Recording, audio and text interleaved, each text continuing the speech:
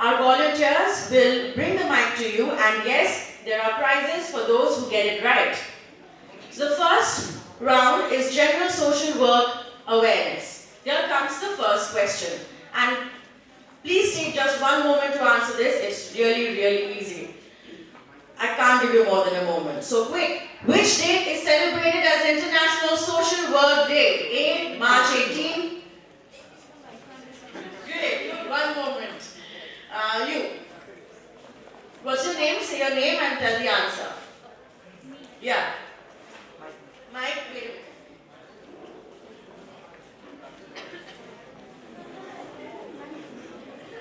My name.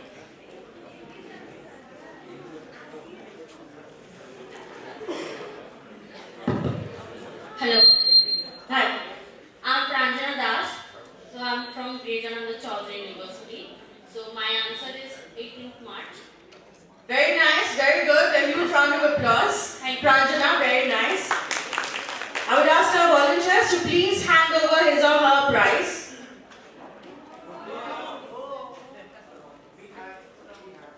There are a lot of other prizes. Answer. Okay, she has already given. There are other questions, you can answer to those.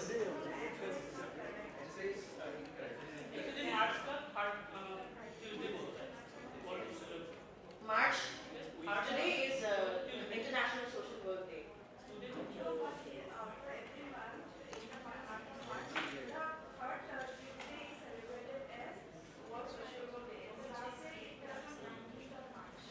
Alright. But this is International Social Work Day, which is today. Okay, alright. So it's the same answer. She's given March 18, right?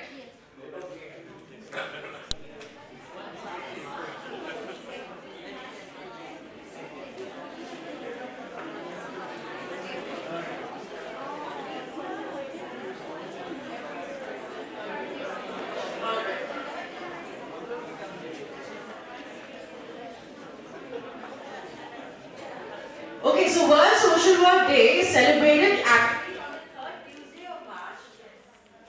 It is a global event to recognize social workers. Who pointed that out? Okay. What's your name? Vishnu. Vishnu. Okay, very good, Vishnu. Huge round of applause. You pointed out the obvious part of that. Thank you so much. And please, the volunteers, we request you to please go away.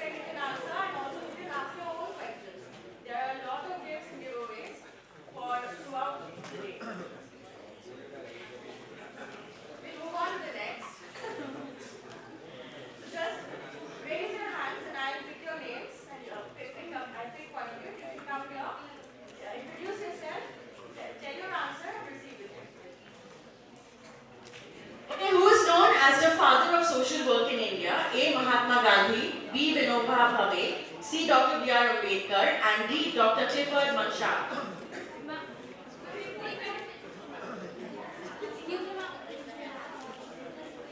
Okay, are you sure? Okay, you come on.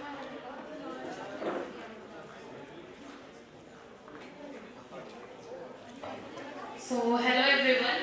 I am from Development and Justice Initiative, Taji NGO.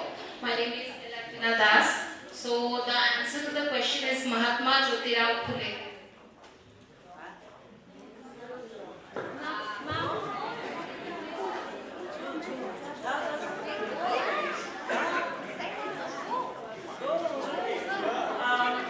That is the wrong answer. The father of social work in India is Dr. Clifford Manshaw.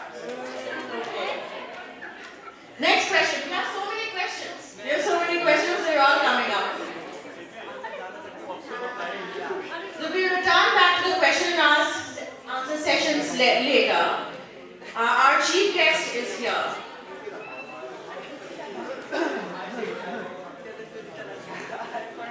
Please welcome Mr. Pramod Boro, Chief Executive Member of Bodoland Territorial Region, BTR. We really thank him for joining us here today. Let us invite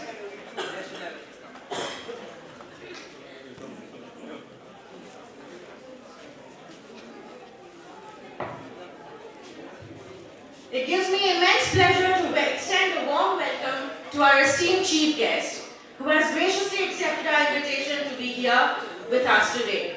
His support and leadership are invaluable in the pursuit of making meaningful change in our communities.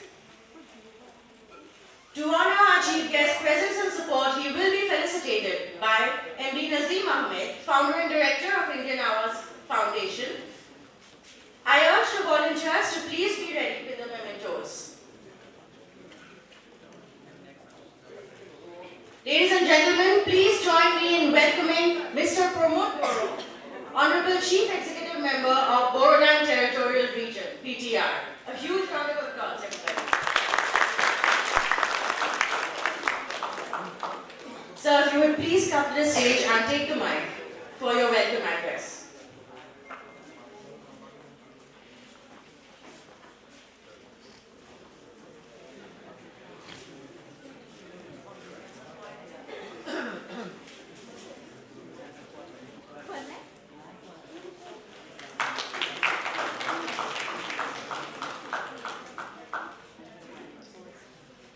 Today's extraordinary occasion would not have been possible without the support of BTR officials, without the support of Mr. Pramod Boro and Mr.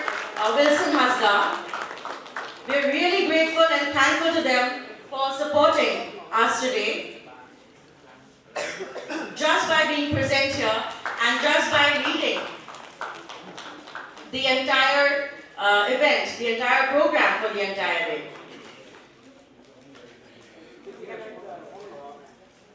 Huge round of applause, everybody.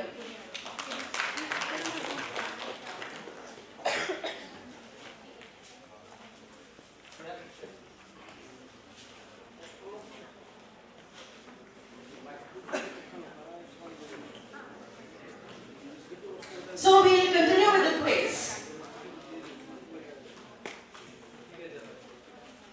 Because there are so many gifts and giveaways more to be, handed over. And very little time. So we will just sneak in between sessions whenever we can, and we will continue with this. Now we will come to round 2. Round 1 was over. We will come to round 2. The round 2 is on Northeast India and social impact. Let's see how well you know the Northeast region as a social worker here. Okay, the first question. They teach you this in school. Which Indian state has the highest literacy rate in the Northeast India? Mizoram. Okay, nobody's going to get prizes if you're going to do that. Okay. Yeah, you. Mizoram. Good. Come here, come out. Say your name. the answer. Good afternoon. My name is Imam Kapula and I am from Guwahati Central University. My answer is Mizoram. Very good. He'll now be gifted by the volunteers. Very nice to see some people here paying attention in school.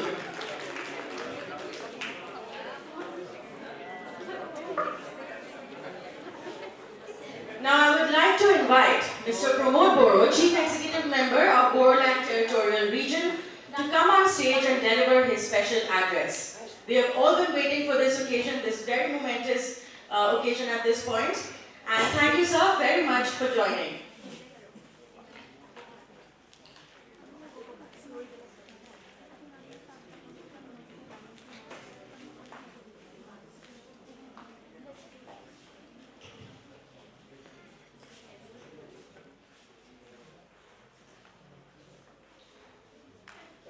Namaskar. Good afternoon. Today, on this special day, I thank India Awas Foundation for organizing this conclave, maybe for the first time in Guwahati, on Northeast social work. This main topic is very important. Social work, the word social work is very inclusive, and I am from a different background. Professionally, how you understand the word social work, I can define it, but in my term and in my understanding, the very simple meaning of social work is work for social upliftment. And in my last couple of years, I am closely associated with social organization and also civil society organization. And today is the International Day of Social Work.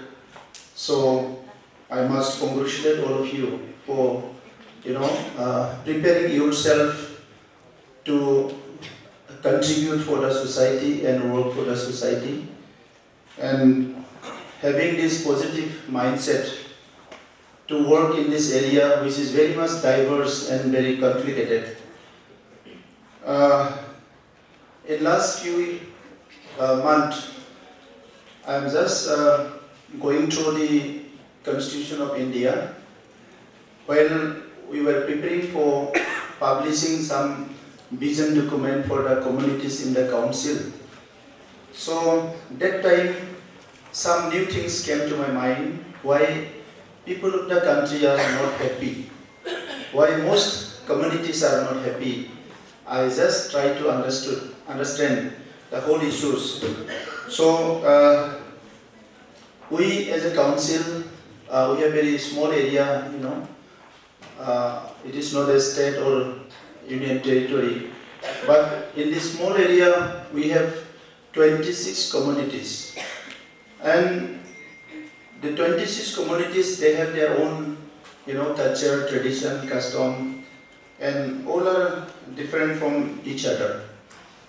But these people, they have prepared their mind for coexistence, to live together. But still, we have conflict of interest. So in last 30 years of my activism, I try to understand my own community and its psychology, its aspirations, its old problems and challenges, and also the other communities. We are sharing the same area, we are sharing the same place where we are living together. In this short time, what I have understood from normal working background, I mean from the working field, that all people have one thing is common, that everybody want to prosper, everybody want to develop. And each and everyone in the world, they want peace and security. So, for human being, the entire earth is the home for the human being, and also other creatures also. And we have identified some area, some location for our habitation, which we called our state, our country, sometime our district, our blocks, like that. So in Bodoland region, in last many years, you have seen a series of conflicts and violence and riots. So the conflicts, violence and riots, how it comes? It comes from challenge and response. Sometimes some community challenge with others and they respond it very hardly. When you respond it softly, then there is no conflict. But when we respond it very hardly, which we call retaliate, then there is conflict. And after conflict, you know that overnight people become homeless. Whether it is children, it is women, it doesn't matter, but all became homeless, displaced, insecure in their own home. So this kind of situations are happening in our place. In such a situation, some questions comes to our mind. Why this happens? We are the same, men, same people. Why this kind of situation still happen?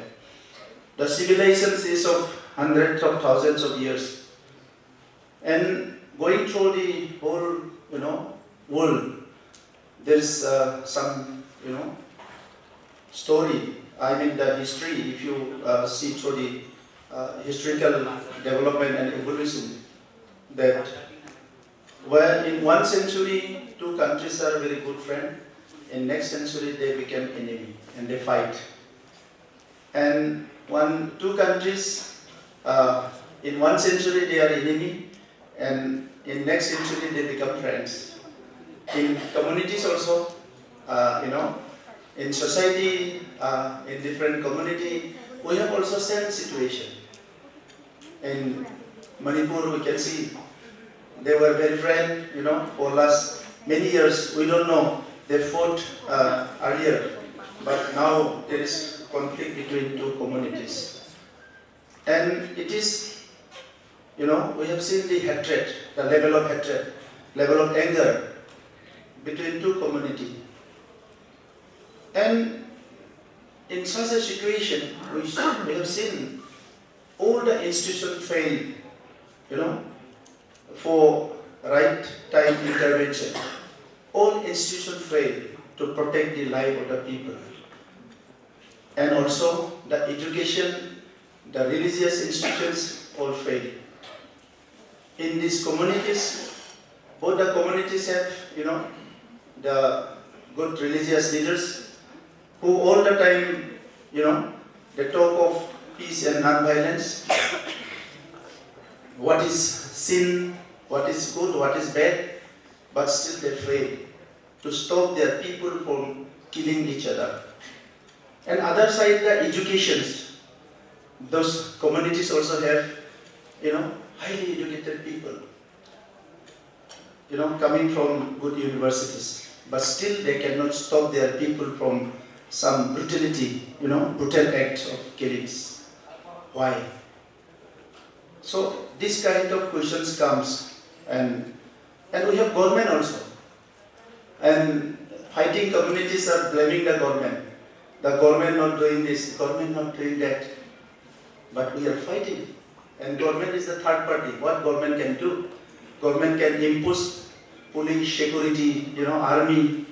And what army, police, security will do? First time they will request, then second time they will not request. They will work, by their other means. But the result is destructive. So Gandhiji said the immediate result of the violence is destructive. But the result of non-violence is always constructive. So here, what I have seen, in entire world, people are working for well-being of the people, and there are some institutions, new institutions also coming, and there were lots of universities and colleges where some innovative and very creative ideas of social developments were also taught. But I don't know whether the number of people, those who are engaged in the social work, are very few people, that they are not visible, in the 7 billion people. Or somewhere something is missing. In our constitution, what I have seen, we have the tradition of the community institutions, long back, for thousands of years. I belong to one community. My community have own tradition, custom, culture, everything. Our philosophy, our psychology, everything different. But in 1950, when Constitution was adopted, we have become citizen. And we have become voters. Now, when government officers think of some issues, resolving some conflicts, some issues, they see these are the citizens.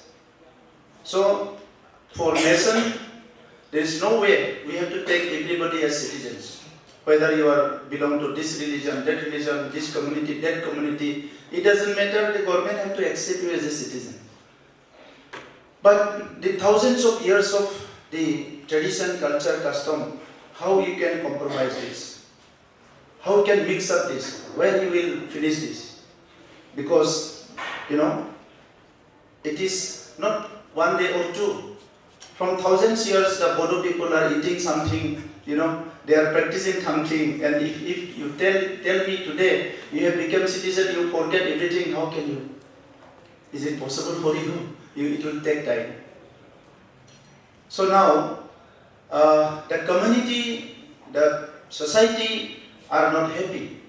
Society are not happy, and the understanding between our, administrative people and society, there is a huge gap. So how to, streamline all these things is a big challenge. So the people in the bureaucracy, they are trained, with these constitutions, law system, everything. And that is fine in that level as a nation. But you cannot forget the communities. And the community institutions are very well organized. It is, very simple. I attended a meeting, one of the most senior IS officer of India. He told a story of Northeast. In one place, one person was killed in one village in the hill area. So it was a murder case, 302 IPC, and SP filed a case, registered a case, and he sent a team to arrest the people. So he was not there. So every other day, police goes to their home, their village, and asks the people to come to police station and sign and to find out the people. After some days, there was a meeting in the village. So in the meeting, they have taken a decision that police will not come to their village again. The people will go to the police. They are going to meet the SP. And they said, "Oh sir, we have resolved the issue." So how have you resolved it? It is 302? No, we have discussed. The person will take care of the family and their children till his death. And he has also assured that he will not repeat this kind of any crime. So he will be normal people and he will sign and he will take care of two families, his own family and other family also. So you should not harass the village and harass the people of the village, and you should not try to find out him. He will come if you agree. So as we said, we cannot agree. This is the law of the country, law of the land. How we can bypass it? We cannot. Then they went to DC, and DC was also a young South Indian official. So he also said that I cannot. We have trained like this like that and law system is like this, how can we bypass this? We cannot. Then they ask, sir, is there any provision in the IPC to compensate the people who got killed? You are trying to arrest the criminal one, but what happened to the family who has lost their guardian? The man killed the other man who was the guardian of the one family, where there is 3 children and this lady, the mother. So who will take care of it? Then DC started thinking, yes, what they are saying is true. So what should I do now? So time and again he fought. And after a few days, he invited the villagers again. And discussed with the villagers.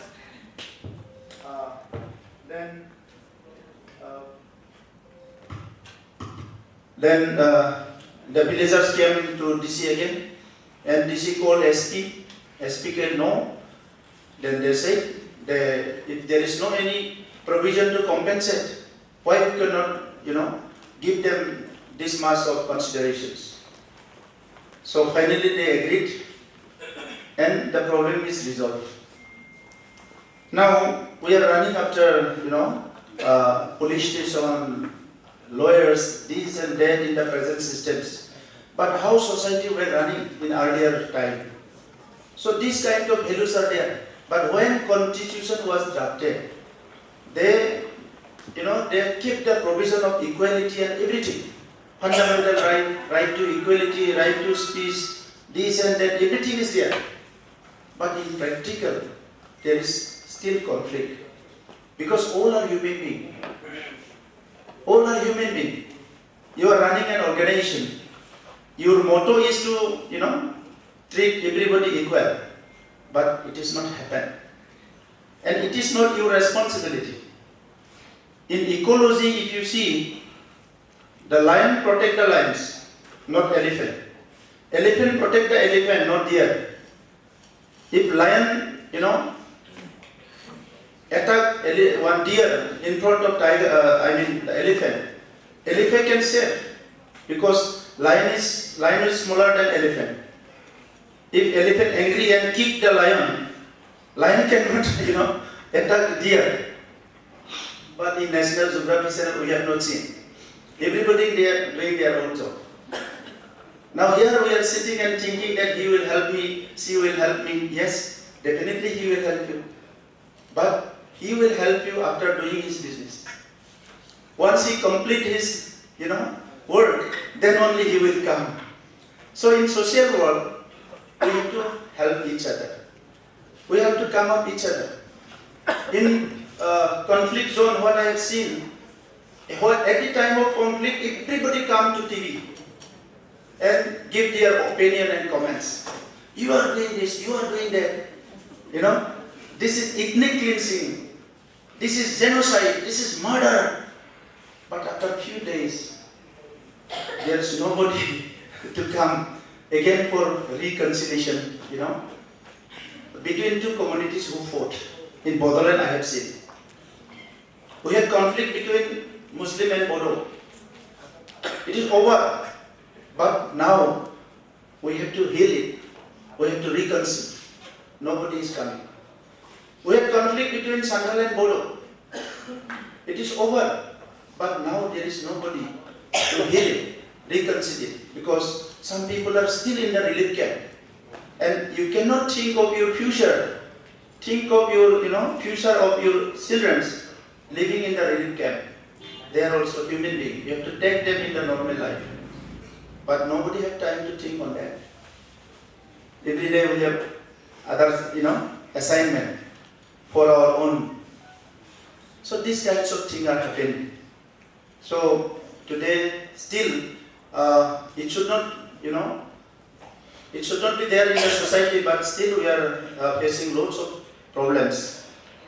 From 1950 to 2025, if you count the budget of the country, if you count the budget of the country, if you write 1 and put 0 behind, the whole Guwahati city will cross. You think 0, 0, 0, 0 and 0.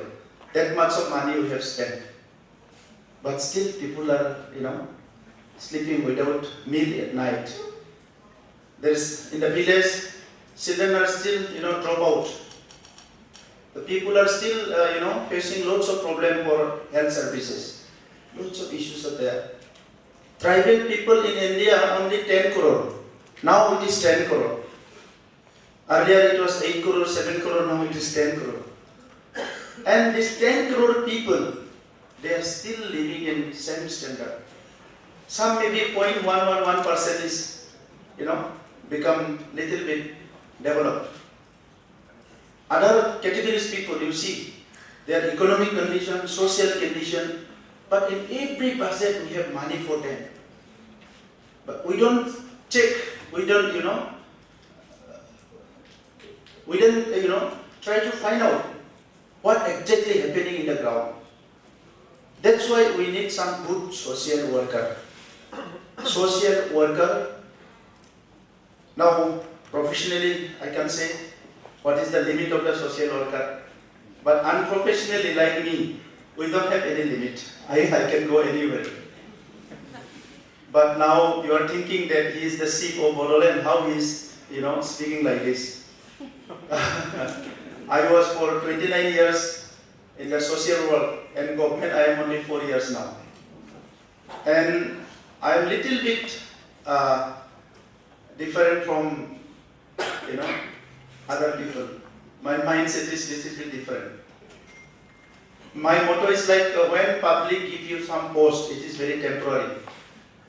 They can kick you out anytime, any moment if you don't do, you cannot fulfill their aspirations. So you are there, nobody can kick out you because you are not elected. So anyway, this initiative is very good initiative. So I appreciate. So we should have some decision, some resolutions, for next generations.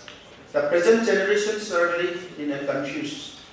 Technology, AI, this and that, and society, tradition, culture, custom, new economy, where they have to go. One side, they have to preserve and protect their identity and culture, everything. Other side, they have to, earn their living. And earning is very tough now. So, in Bodoland, our small government, we are planning, working for every section of people. For differently able, we have one vision. For next 3 to 4 months, we are going to have all the baseline survey for more than 27,000 differently able people. And we have signed child-friendly BTR mission, where we have 1% of our total budget for children. And this year we are going to have the real data and baseline survey. In every panchayat we are going to engage some volunteers. We have 420 panchayat, which we call PCDC.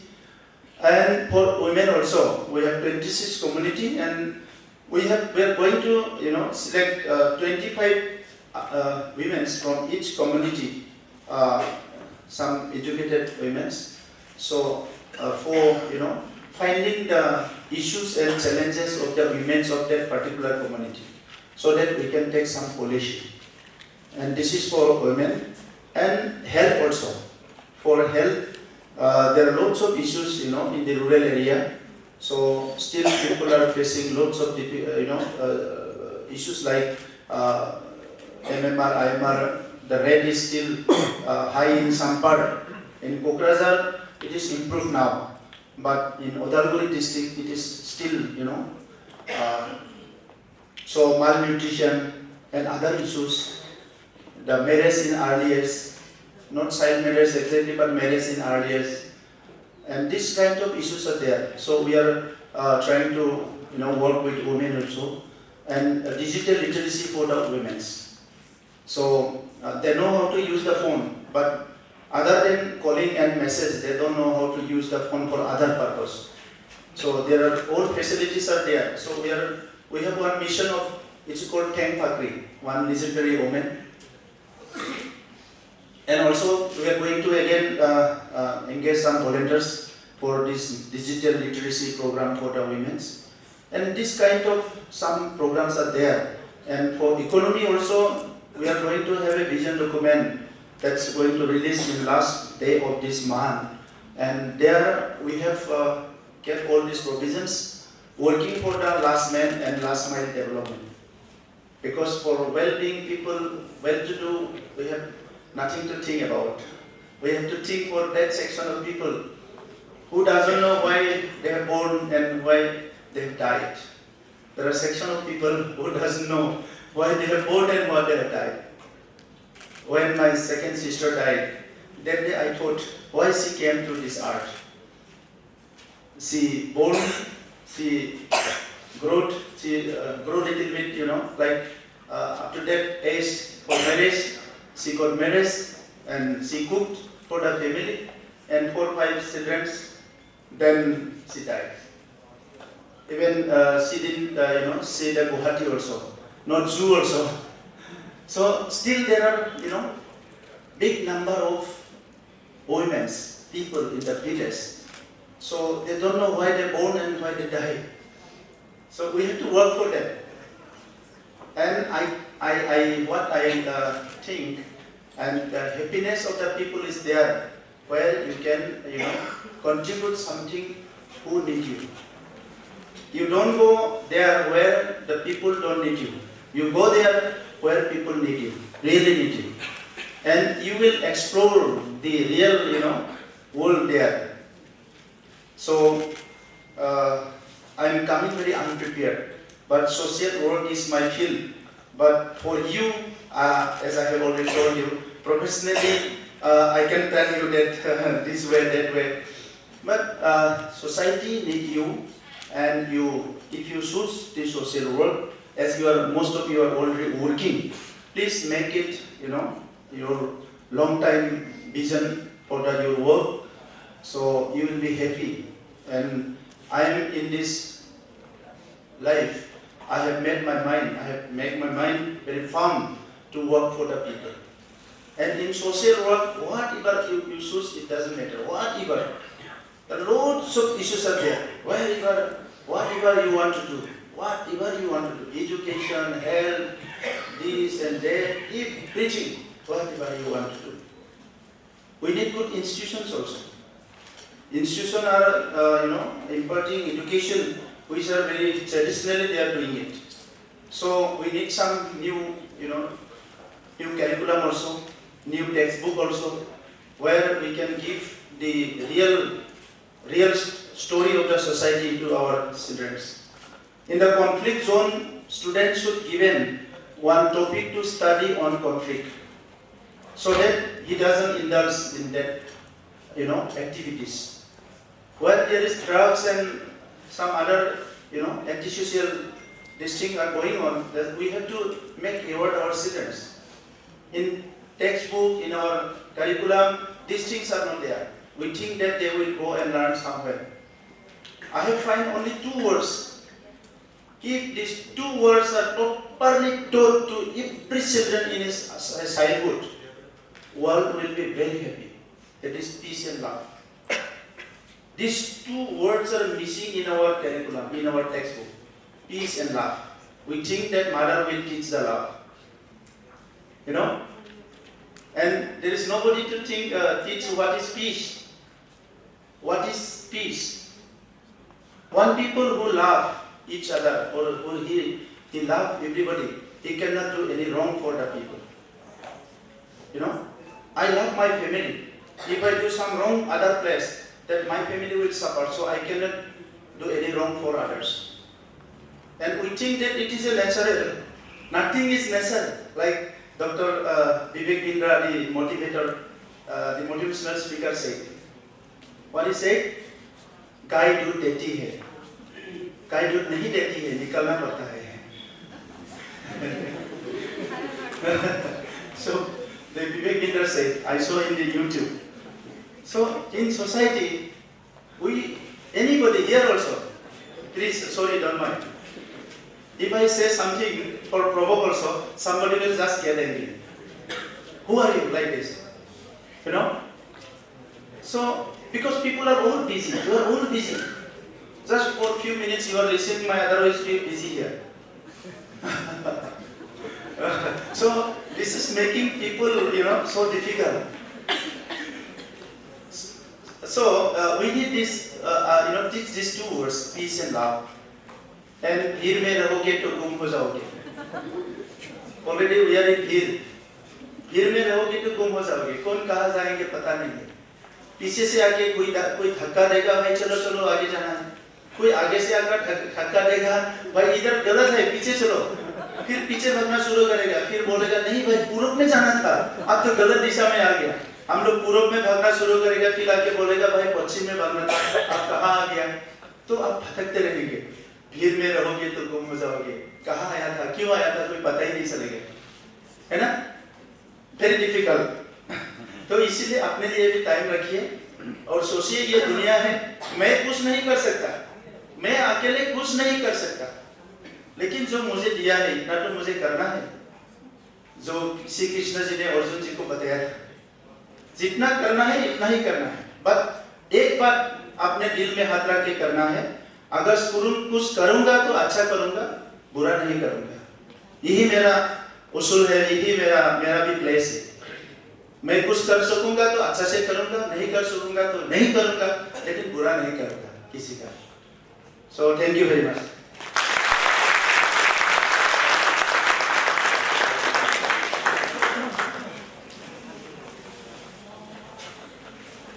Thank you so much, sir. Your extensive knowledge and experience in social work is visible and commendable. The audience here has made pledges today that you can see on the pledge wall outside, and the pledges will be followed by a firm definitive action that you spoke about. I now invite Nazim Ahmed to introduce another one of our partners today, our education and skill development partner. Nazim.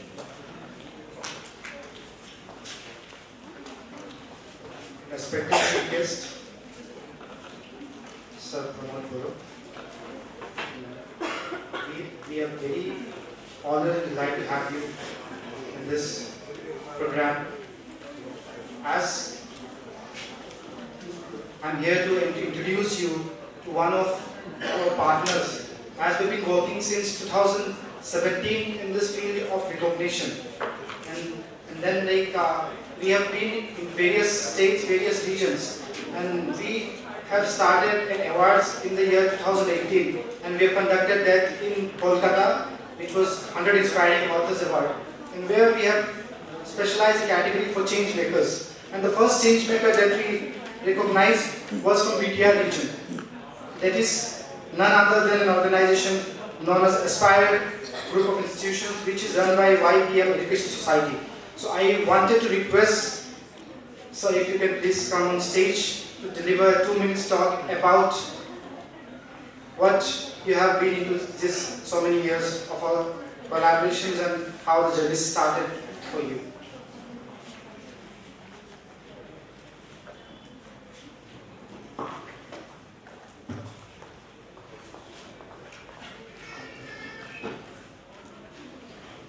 Thank you, Nazim.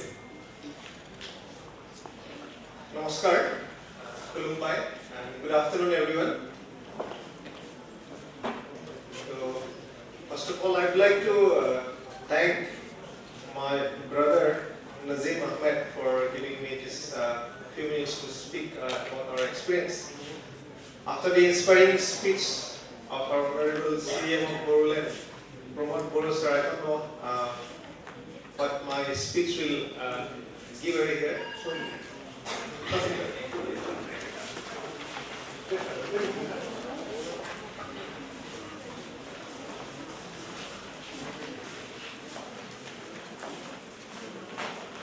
Honorable Chief Guest of the program, Mr. Pramod Guru sir, Guest of Honor, Mr. Wilson Hasda, Executive Member of BTC, Honorable Panelists, Academicians, Educationists from various institutions, and most importantly, the the students, my dear younger brothers and sisters from various educational institutions present here today. First of all, I'd like to convey my best wishes on this special occasion of International Social Work Day.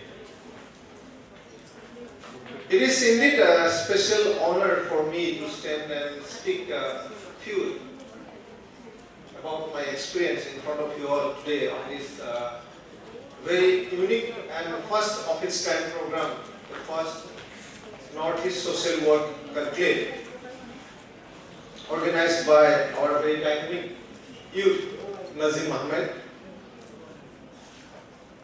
I would like to once again extend my heartfelt gratitude to him and his entire team. A few months back, he called me up and he said, I'm planning for a social work program, social work conclave. I would like to invite all the social workers of entire Northeast India and social work aspirants under one roof so that we can collaborate, discuss, have a dialogue, and ultimately network to give back to our society. As rightly mentioned by our Honorable Chief Guest of this program, Mr. Pramod Boro sir, he mentioned one very big thing, that we as a person, we cannot do things alone. To do something to give back to the society, very much important thing is that we need to collaborate, we need to network. If we come together and plan together to do things, then I'm very sure that that effort which I was trying alone, if we do it together, will be more successful.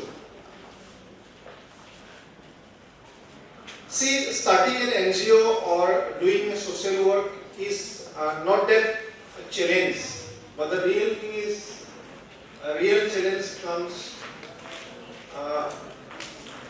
is ensuring its sustainability and keep it going. Because as a social worker, I have since last 2 decades, I am a social worker. I was an engineer actually. I did engineering from Pune, but I ended up to be a social worker. Kobole gole moi aeronautical engineer asilo. Not bol to thik kora engineer. Moi bhabilu etu ki kori asu moi. I was not satisfied. Satisfaction is very important in life. So moi hetu kaam kori bole moi satisfaction poa nasil ki not bol to thik kori asu moi Pune nahi kora. Then I thought back in 2010, why not go back to my own place? There are बहुत changes देखिए. I come from a very remote place called Udalguri, near foothills of Himalaya, Bhutan. तो देखिए যে আমি কোন আছে জঙ্গলত আছো আমি তাতে বহুত চেঞ্জ কৰিবলগীয়া আছে ইয়াং জেনারেশনস বোৰ বহুত শিকিবলগীয়া আছে then I thought কি কৰি আছো মই engineer I should do something and go back to my society and give at least contribute something জীৱনত এবাৰে ভগৱানে মানুহ হিচাপে জন্ম দিছে কিবা এটা কৰি যাব লাগে মা দেউতাই পঢ়ি পেলাই মোক ইঞ্জিনিয়াৰ বনালে মই নাম বলটো ঠিক কৰিছো হাত ৰজ ৰুটি খিনি খাব পাৰিম কি হ'ব and I thought no I must go back then 2010 আহিলো then I choose the domain primarily education rather বাকি health sector আপনি অকন কাম কৰো তথাপি primarily আমি education sector টো চুজ কৰিলো আৰু তেতিয়াৰ পৰা আমি 2012 চনৰ পৰা আমি উদালগুৰিত education sector ত কাম কৰি আছো skill development ত কাম কৰি আছো আমি ল'ৰা ছোৱালী বিলাকক অকমান ব্যতিক্ৰমী এটা শিক্ষা প্ৰদান কৰিবলৈ চেষ্টা কৰিছো ল'ৰা ছোৱালীলৈ আমি পথাৰলৈ লৈ যাওঁ হয়তো আপুনি টিভিত দেখিছে চাগে নিউজত বহুত ভাইৰেল হৈছিলে শিক্ষাৰ্থী কিছুমানে ইউনিফৰ্ম পৰিধান কৰি হৈ ৰৈ আছিলে সো তেনেকুৱা কিছুমান শিক্ষা আমি প্ৰদান দিবলৈ মানে তেওঁলোকক শিক্ষা দিবলৈ চেষ্টা কৰিছো backward weaker section of society যিবিলাক under privileged তেওঁলোকক আমি skill development through netfee through IOCL and আমি এবাৰ BTR গভৰ্ণমেণ্টৰ লগত স্কুল টিচাৰ্ছ কিনি তেওঁলোকক অনলাইন লাৰ্নিঙত কেনেকৈ কিবা কৰিব পৰা তেনেকৈ এবাৰ সুযোগ পাইছিলোঁ তো তেনেকুৱা কিছুমান আমি কাম BTR কৰি আছো তো যিয়ে নহওক মই এইখিনিয়ে ক'ব বিচাৰিছোঁ যে you guys have especially the young minds, social work to আপোনালোকে choose কৰিছে. Most important কথাটো হ'ল commitment. How long you can move ahead by choosing this domain. কাৰণ এটা সময় এনেকুৱা আহিব মই পঢ়িবলৈ দিছিলোঁ তোমাক সমাজ সেৱা কৰিব দিয়া নাই. ঘৰত মা দেউতাই যেতিয়া নেকি তোমাক ইনভেষ্টমেণ্ট কৰাখিনি ৰিটাৰ্ণ নাপাব, কাৰণ it's a very tough thing to choose a social work thing. কাৰণ ইয়াতে আমাৰ and very good that এই প্লেটফৰ্মটো নাজিমে দিছে আজি আমাক. ইয়াতে CSR অৰ্গেনাইজেশ্যন আহিছে, মোৰ ফ্ৰেণ্ড আছে CSR, তেওঁলোকে বিগ NGOs লগত কাম কৰি আছে. So I will urge all the young generation here, is a time you collaborate, network with big NGOs, organizations, CSR. তোমালোকৰ মাইণ্ডত খুব এনেকুৱা মাইণ্ডত চলে আমি মই সমাজৰ কাৰণে এইটো কৰিব লাগে সেইটো কৰিব লাগে, but we need funds also, right? So for that you have to network. যিমান পাৰোঁ আমি Facebook ইউজ কৰি পেলাই আমি টাইম ৱেষ্ট কৰোঁ. Utilize that Facebook, utilize that Instagram, utilize that LinkedIn to collaborate and connect with the right people who will fuel your ideas. মই এই 25 বছৰৰ যিটো জাৰ্নি মই কি পাইছোঁ, বহুত আপছ এণ্ড ডাউনছ পাইছোঁ, বাট মই নেভাৰ গিভ আপ এটিটিউড লৈ আগুৱাই আছোঁ. কেতিয়াবা ডিপ্ৰেশ্যনত থাকিও সমাজত আমি হাঁহি থাকিবলগীয়া হয়, বাট বেক এটা মমেণ্ট আমাৰ এইটো কয় এই অমুক মাহত এইটো পইচা লাগে সেইটো ক'ৰ পৰা পাম, তেনেকুৱা এটা চেলেঞ্জেছ আহে. But if you have that commitment or zeal to do something for the society, তোমাক ছেটিছফেকশ্যন কৰি আছে, সমাজৰ কাম কৰাত ছেটিছফেকশ্যন দি আছে. তুমি দৰমহা পাবা 25,000, 50,000, 1 লাখ, এইটো ছেটিছফেকশ্যন নাপাবা, বাট এইটো কাম যদি ছেটিছফেকশ্যন লাগে তোমাক কি কৰিব লাগিব? আমাক যিখিনি আজি এটা প্ৰফেচনেল ISDMৰ তেওঁ ভাষণত কৈ আছিলে কিছুমান ৱেজবিলাক কেনেকৈ আমি প্ৰপ'জেল বনাব লাগে, ফাণ্ডিঙৰ কাৰণে কি কৰিব লাগে, we can connect with them also', আমি কেনেকৈ এই প্লান্সবিলাক বনাব পাৰোঁ. চ' গতিকে মই স্পেচিয়েলি য়াং মাইণ্ডছখিনি ক'ম যে সেই কমিটমেণ্ট, ডেডিকেশ্যন আৰু পেচেঞ্চ এটা লৈ, পাৰ্চিভিয়াৰেঞ্চ আই উড ৰাদাৰ চে, পেচেঞ্চটো খুব মানে শব্দটো অলপ সৰু হ'ব, পেচেঞ্চৰ ওপৰৰ লেভেলত যাব লাগিব, পাৰ্চিভিয়াৰেঞ্চ থাকিব লাগিব কিবা এটা কৰিবৰ কাৰণে যদি ছাকচেছফুল হ'ব লাগে. তো এইখিনি লৈ আগুৱাই গ'লে নিশ্চয় আমি একেলগে আমি কাম কৰিব পাৰিম. আৰু মই আৰ্জ কৰিম যে ইণ্ডিয়ান আৱাজ ফাউণ্ডেশ্যন এইটো প্ৰথম ষ্টেপ, আহি থকা দিনত আৰু যাতে এই প্ৰগ্ৰামটো তেওঁলোকে অৰ্গেনাইজ কৰি থাকে আৰু আমি মাজে মাজে তেনেকৈ কলাবৰেট কৰিবৰ কাৰণে সুযোগ পাওঁ, নেটৱৰ্ক কৰিবৰ কাৰণে সুযোগ পাওঁ, আৰু যিবিলাক আমাৰ আইডিয়াছ আছে সমাজখন এটা ভাল লিভিং স্পেচ বনাবৰ কাৰণে সেইটো আমি যাতে ৰূপায়ণ কৰিব পাৰোঁ, আমি সেইটো সুযোগ পাম. শেষত মই দুটা লাইন কৈ পেলাই মই শেষ কৰিব বিচাৰিছোঁ. মই এটা চেণ্টেন্স লৈ জীয়াই আছোঁ আৰু সেইটোৱে মোক আগুৱাই যাবৰ কাৰণে মোক সাহস দিয়ে. সেইটো হৈছে মই যিখিনি শিক্ষা গ্ৰহণ কৰিছোঁ, মা দেউতাই মোক যিখিনি ছাপোৰ্ট কৰিছে, শেষত মই এইটোৱে পালোঁ, শিক্ষা जीवन के लिए और जीवन समाज के लिए. Thank you.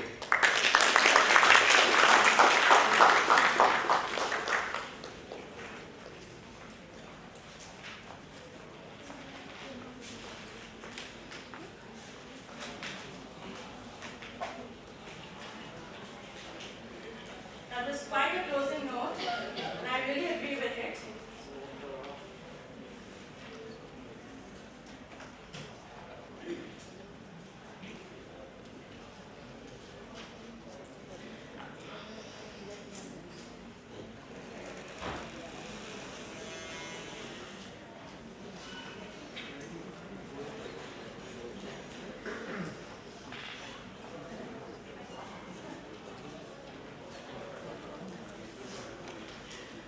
Okay, is anybody ready for the rest of the quiz section? Yes, ma'am. Yes. All right, so we will move on with that until the media persons outside and the other students outside join us inside.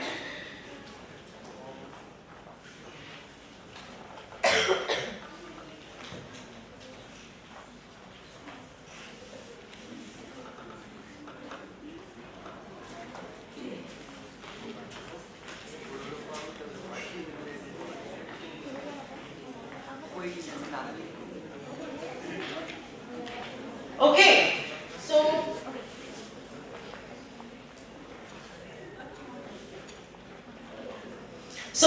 We'll continue with the quiz section, and the next question is, which of these famous NGOs works extensively in the Northeast India for rural development? Okay, rural development, and you work in the Northeast India. A. Akshay Patra, B. Gunj, C. Smile Foundation, and D. Pratham. I'm sure you've heard about this NGO. Okay? I'll give you a chance, another one. Tell me. Your name, please, first, and then the answer. Pranjana Das. Okay. I think from my answer is Pratham. Next time. Sorry. Okay, now anybody else? Hi. Yeah, you? Tell me. Come, actually, stay there. It's fine. You can shout out your name. Alright, again, wrong answer. Sorry. Is there anybody else? Okay, I mean, I've given away two, there's just two left. So I'll tell you the correct answer. The correct answer is Gunj. Gunj is known for its work in disaster relief and community development across Northeast India. The next question. This is pertinent as a social worker in the Northeast region. Which is one of the biggest challenges for social workers in rural Northeast India? A. Poor infrastructure. B. Limited digital access. C. Healthcare inaccessibility. And D. All of the above. All of the above. See, if you keep doing this, you won't get any gift or giveaways. It doesn't work for either of us. Alright, the next question. Which city is the home to the first social work institute in India? A. Delhi. B. Mumbai. C. Kolkata. D. Chennai. Alright guys, this has to stop. Raise your hands. Don't say the answer until I point it out to you, okay? Or else nobody, not just you, nobody else is also going to get the gift. Next question. Which movement in India is famous for its impact on rural development and social work? A. Chipko movement. B. Green Revolution. C. Swadeshi movement. And D. Make in India. Famous for its impact on rural development and social work. Who wants to answer? Another chance to you, come on. Okay. From my answer is Chipko movement. Very good, very nice. Pranjana. Pranjana, okay. Huge round of applause for Pranjana. She's been giving almost correct answers. Could you come up here to collect your gift?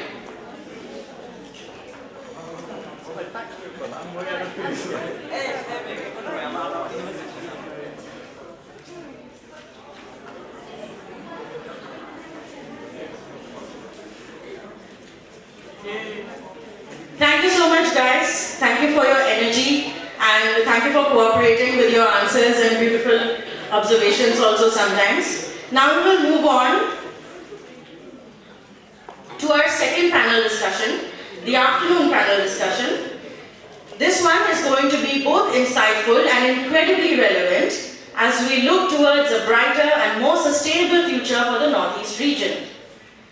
This panel will dive deep into corporate social responsibilities, or CSR, and its immense potential in driving sustainable development in the region.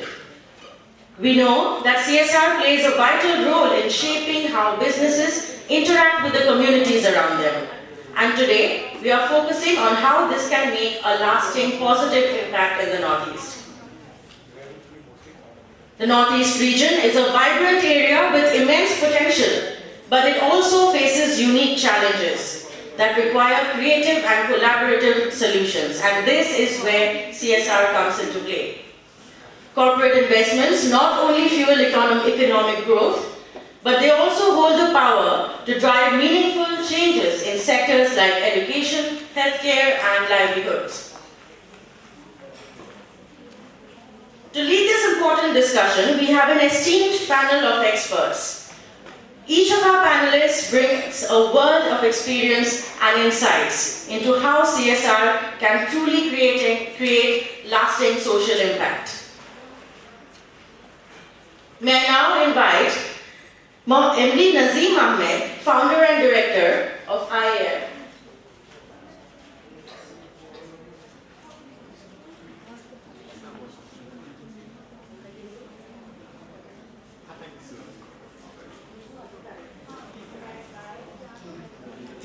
I will now invite Bindu Narayan Adhikari from IAF to grace the stage, and he'll be felicitating the next panelists. So without further ado, let me introduce our distinguished panelists who will be sharing their thoughts in the afternoon panel on how CSR can positively impact the region.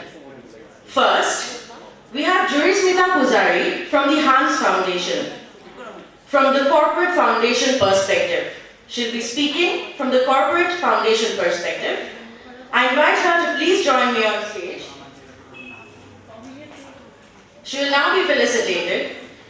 She's a public health professional and project manager at the Hans Foundation, and she will represent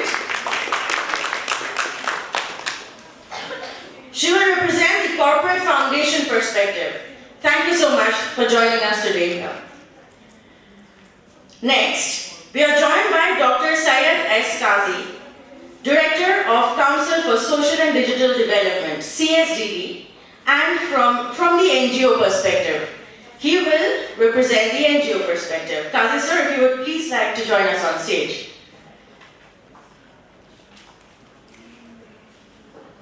Dr. Syed Sultan Qazi is a development and governance specialist with 20 years of experience, working in various capacities in implementation,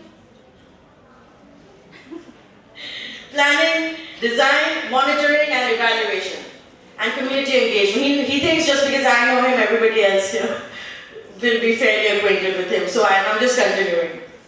He's advisor at Digital Empowerment Foundation and heads the Council for Social and Digital Development, CSDD, and on board of Northeast Development Foundation, NEDF. He has authored publications and research work. And finally, joining us here today is Sohail Haq, Northeast Small Finance Bank from the corporate CSR perspective. He'll be representing the corporate CSR perspective. He currently serves as Head CSR and Training in Northeast Small Finance Bank, ensuring CSR budget utilization of the rupees 3,000 crore company. He's a seasoned development professional with an impressive tenure of over 16 years, contributing to diverse projects in the development sector. His expertise spans a broad array of critical competencies including project management and grassroots level implementation, illustrating a unique ability to bridge the gap between strategy and execution. The panel will be moderated by Divya Jyoti Nath, founder and CEO of Impact Beaver. Divya Jyoti, if you could have you on stage, the stage is yours.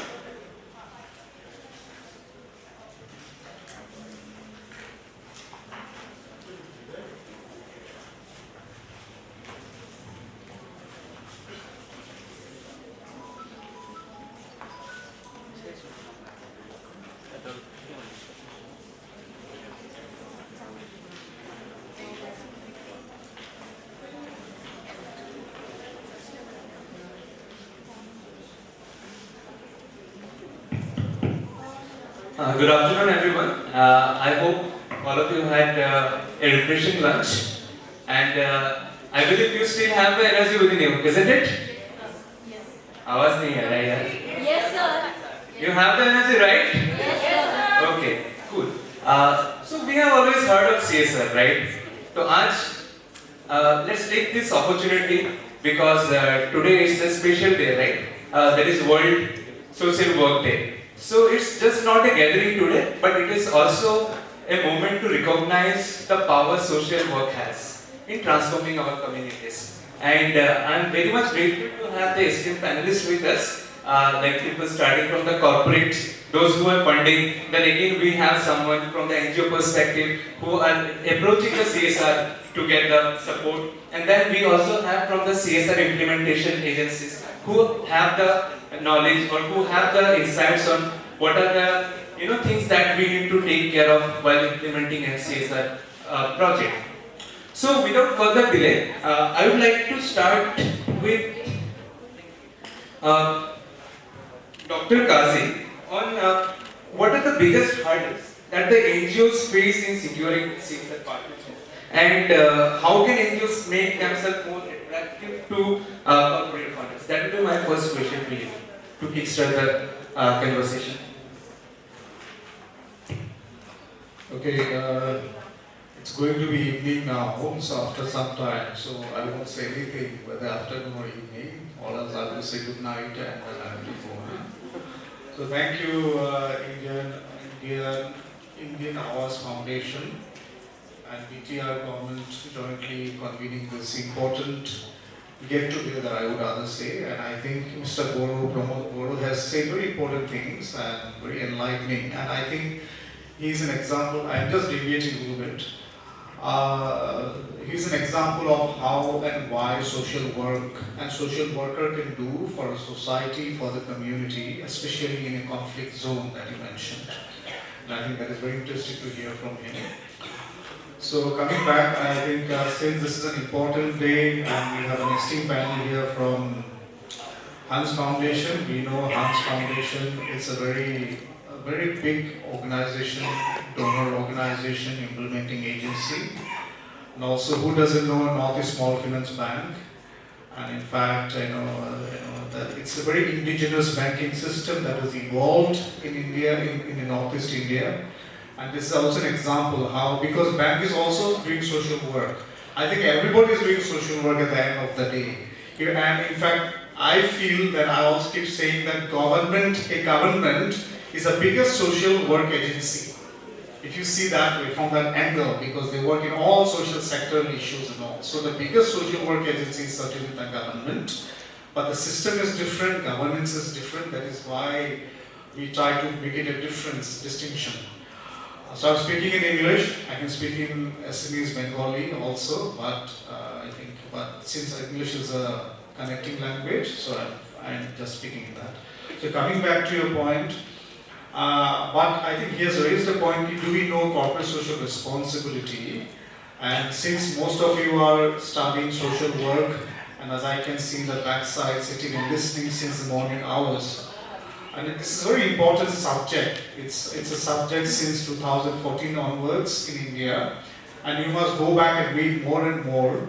And especially in Northeast India, the subject of CSR, corporate social responsibility, সামাজিক দায়বদ্ধতা যিটো কোম্পানীবোৰৰ ডাঙৰ কোম্পানীবোৰৰ দায়িত্ববোধ সামাজিক দায়িত্ববোধ থাকিব লাগে সেইটো বিষয় is very important.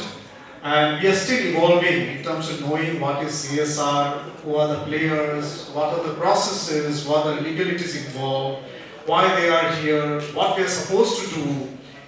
There is an objective behind the CSR also. So all these things are part of a knowledge gaining and learning exercise. But coming back to the question that he has put, that if we understand corporate social responsibility as a kind of a system where it works for the community through the resources that it has generated by selling its products and services to the customers, on the one hand for a corporate, on the one side that is the customers, and the other side that is the society. So the money that they gain from the product and services and the revenue they get, there's a mandate, they have a responsibility also to spend money, that money again back to the society and the community that they really need to invest in terms of whatever there are endless problems and challenges that I think we have been discussing since early morning today. And we just finished organizing Northeast CSR Forum, which is the second edition we've completed in last December with Tata Institute Guwahati together we have been doing, and that is how we have been discussing these issues. And the challenges that you mentioned, that what are the challenges of CSR investing in the region and also getting the funds? My primary question is, what are the biggest hurdles of the NGOs? To get the funds and resources, right? So to get the funding and the resources from the corporate social responsibility, what are the challenges for the NGOs or civil society organizations working in the Northeast? So I think most of us, I think the panel members will know very well. I think one is, of course, there could be many factors, and whatever comes to my mind right away, one is, of course, the capacities of the organizations even to connect whatever your capacity lagibo, je moi kiman capacity I have, even to connect to somebody and explain and connect the issues and connecting the mind and the world together. One is the organizational capacities of the organization, that is very important. Second is the point of what information. There's a huge information gap, information poverty in terms of there are NGOs, not only Guwahati is the most feasible area, but imagine a district, aspirational districts and all, which is for in Nagaland, in Sikkim and all those district-wise also, you'll find that they don't have information, where the corporate social responsibility, who are the players, who are the small players, who are the big players, who are the Assam-based CSR. There may be Assam-based CSRs also. There might be Nagaland-based CSR, we don't know. So the point is that information hona chahiye, because I think information plays a very important role in our lives. That is the second challenge. Third challenge I see is in terms of the capacities even to deliver. One is a capacity to engage, and the next is a capacity to deliver the responsibility that I have taken as an NGO, the funds that have been committed to me by corporate with the trust that বিশ্বাসত দিছে যে কামটো কৰিব পাৰিব ভালকৈ নিয়াৰিকৈ কৰিব য'ত মানে সামাজিক পৰিৱৰ্তন আমি আনিব পাৰিম. So that capacity even to deliver, that is very important. That is also a big challenge for the organization. Barring Ketaman Damanam or there are other NGOs, organizations. I think that is their capacities to deliver is a challenge. So I think these are the three immediate challenges I see that constantly is posing as a challenge to invite and work with the corporate social responsibility. And lastly, and I think adding these 3 points is the professionalism. Professionalism at the hobdo I think barabara use hoise. Kiman professionally I deliver kuru, kiman nyari to I kaam kuru. That is I think as a kind of a challenge. What is the second part? How can NGOs make themselves more attractive?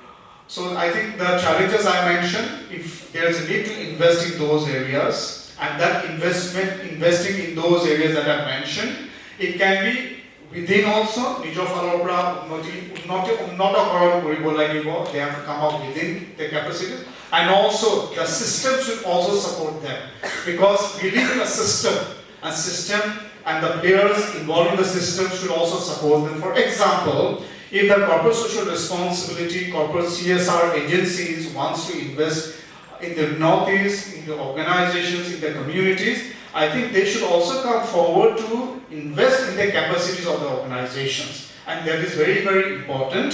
That is how you nurture an organization. You have nurturing organizations. And I have been saying this, that Northeastern any NGOs come over. And also recent many years, many NGOs have died out because they could not raise fund resources and all. And now Assam may be a better position because 75% of CSR money Assam gets out of 100% in the entire Northeast. And in 2022, it was nearly, I think 680 crore of total CSR money that the Northeastern region got. And Assam got 470 crore maximum, and the rest only for the other Northeastern, which is a very small amount. But if Assam got 470 crore in 2022-23, but that is entire Northeast में आपको कितना मिला 680 करोड़ मिला आपको, but that is only 2%, less than 3% of total India's CSR money, which means that we are again backward only. So there are many challenges, complex system we need to understand. But then again, last point that he meant that he asked, the moderator has asked, is that what are the things that NGOs need to do? Investing in themselves, building their capacities. And also my request would be for the donors to come forward or the CSRs also to invest in the organizational capacities of the organizations, NGOs. Thank you so much. Thank you, Dr. Ghazi, for your wonderful insights. I think this is very important, the first two things that you have mentioned, and that also you have articulated very well. And that is capacity to engage, and the other one is capacity to deliver. So this is a very important thing that we as an NGO, those who are implementing projects and all, we should understand that. And especially, how many people are here from the NGO background? Can you please raise your hand? Okay, wonderful. So I believe most of the other people are the students. So just to debrief once again, जैसे sir ने बताया, what is the CSR? CSR is the corporate social responsibility. So जितने भी बड़े organizations होते हैं, that is corporates, they have certain criteria like more than 1,000 crore turnover, who are having a profit of 500 crore and etc. So they have the mandate कि they have to give that % of their profit for community development. Correct? Because every time as a student also हम लोग सोचते हैं कि how do we start an NGO? Where do we get the fund? Of course we have to start first with our own funds or community donation. But gradually once we grow we have to engage into larger projects, and for engaging in the larger projects we also need larger funds. And that larger funds comes from the CSR part. Right? So moving ahead, just to kind of complement this NGO perspective here, right now I will move to Ms. Jurismita Pujari to answer the question that many grassroots organizations struggle with compliance, reporting and structuring projects as per CSR mandate. So what are the advice that you would like to give to the NGOs to become CSR ready?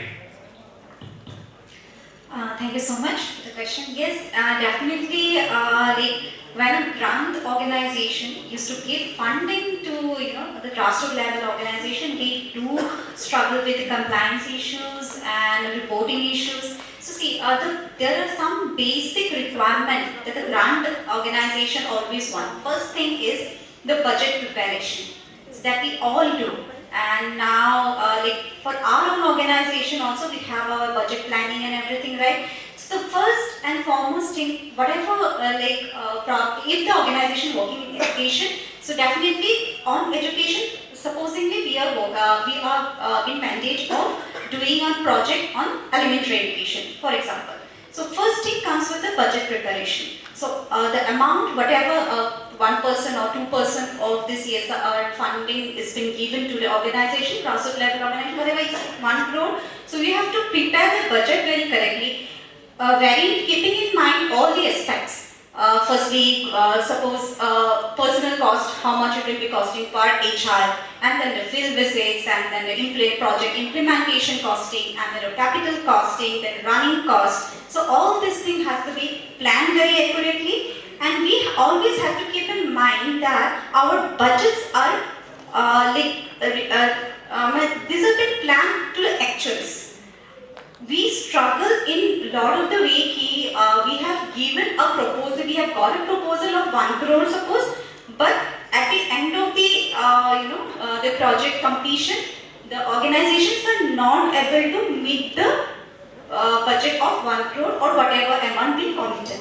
So this is what the first point, that we are underutilization of the budget, and that means our planning is not correct.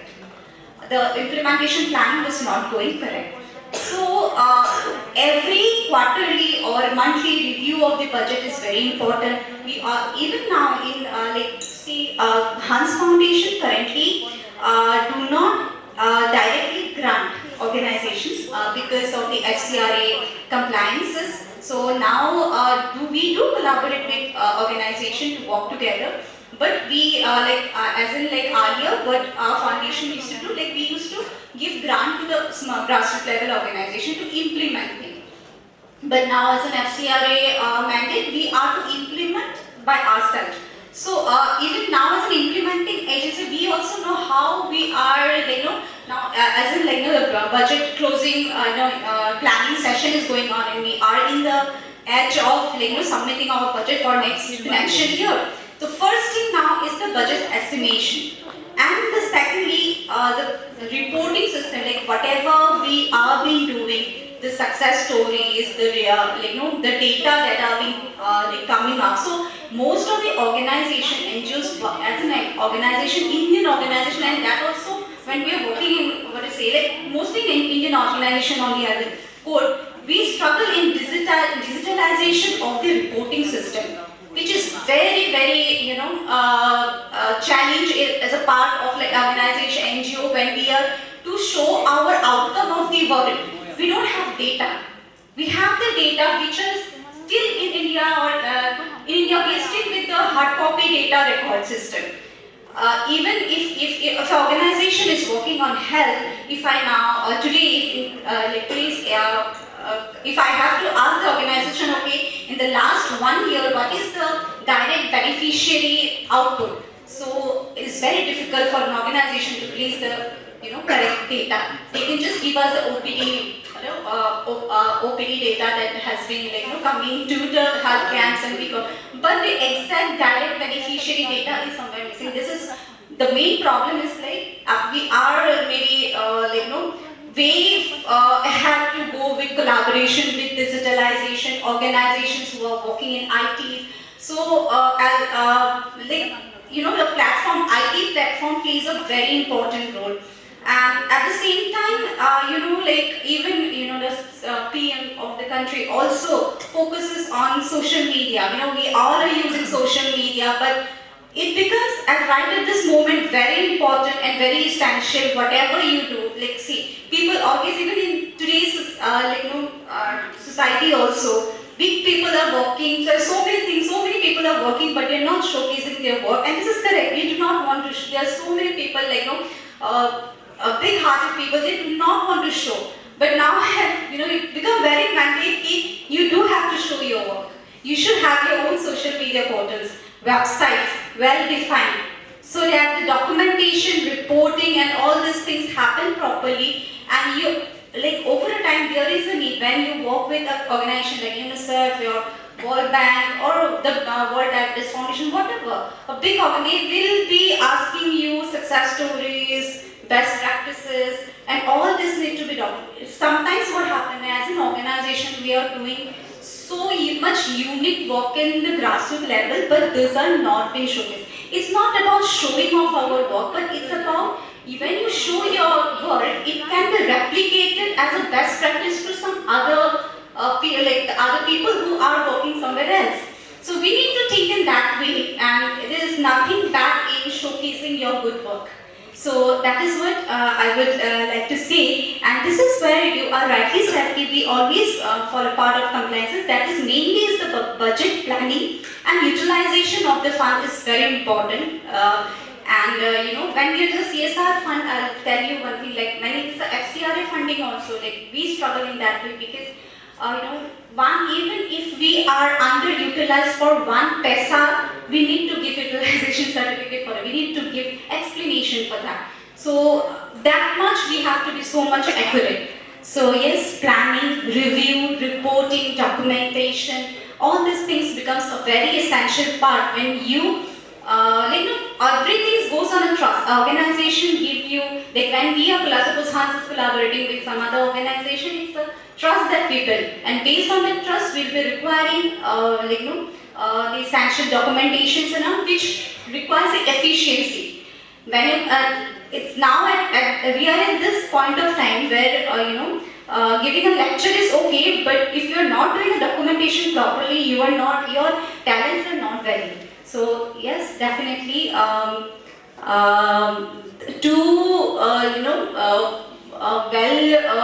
engage with organizations and all, we have to be very much mindful of our documentations and our budget utilization techniques. Thank you so much for sharing your insights. So a key takeaway is that, of course, we have to very much careful about the documentation process, about the financial statements, which has to be reviewed time to time, as she has suggested. And another important part is the digital transformation, which she has mentioned. So this is a very need of an hour, that whatever works we are doing, everything needs to be digitalized, and that is the way, how we can generate the data sets. Otherwise, it will be very difficult to do all those things manually. So, of course, it is a time for us, and that is where I am interested, and my organization, Impact People, is working on digitalizing NGOs to the greater extent.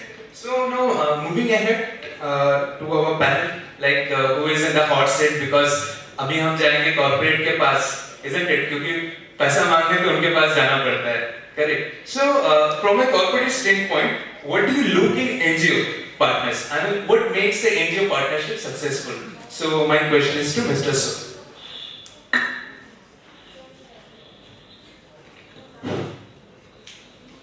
First of all, heartfelt gratitude to Indian Awas Foundation for organizing such event. First of its kind in Northeast. And being a panel member in this discussion is really enriching. I have heard many people speaking today earlier. Also from both my left side and right side of the city, most of said. They have said many things when it comes to NGOs and other things from the organization's point of view.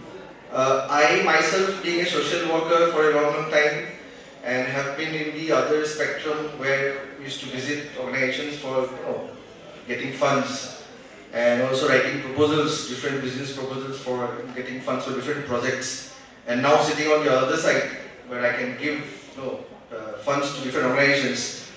So I see there are lots of, both the panels have touched those points which needs to be very important when an organization or any funder, not the CSR funding or any other international funders, if anyone wants to start an NGO and wants to looking for funds, be CSR, be government, be anybody, there are a few things that is very crucial that everybody should keep in mind.